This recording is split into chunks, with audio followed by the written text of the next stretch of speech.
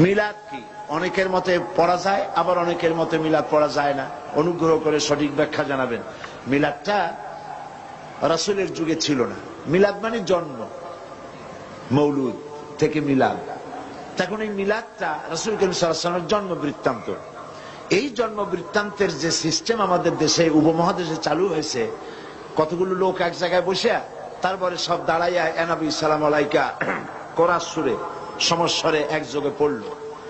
এইটা রাসূলের যুগে ছিল না, এটা সাহাবায়ে কেরামের যুগে ছিল না, এটা তাবিঈনদের যুগে ছিল না, এটা তাবে তাবিঈনদের যুগে ছিল না। এখন আপনারা মনে করেন যে কোন জিনিসে খুব সওয়াব আছে এমন কোন জিনিসকে রাসূলুল্লাহ আমাদেরকে জানান নাই, সাহাবায়ে কেরাম আমাদের জানান নাই। আপনারা কি এই ধরনের বিশ্বাস করবেন? এরকম বিশ্বাস করবেন? যাতে সওয়াব আছে রাসূলুল্লাহ সব আমাদের জানাইছেন, সাহাবায়ে কেরাম আমাদের সব জানাইছেন। তো মিলাদে যদি সওয়াব থাকবে তো রাসূলুল্লাহ বললেন না কেন? সাহাবীদের চাইতে আমরা কি বেশি রাসূলুল্লাহকে ভালোবাসতে পারবো? জবাব দেন, পারবো? তো যদি এইটা রাসূলুল্লাহর ভালোবাসার কারণে হয়, তাহলে সাহাবীরা কেন মিলাদ পড়েন নাই? তারা কেন ইয়া নবী সালাম আলাইকা, ইয়া রাসূল সালাম আলাইকা একযোগে দাঁড়ায় পড়ে নাই? এই কথাগুলি বোঝেন আপনারা? রাসূলের যুগে নাই, সাহাবীদের যুগে নাই, তাবিঈনদের যুগে নাই, তাবে তাবিঈনদের যুগে নাই।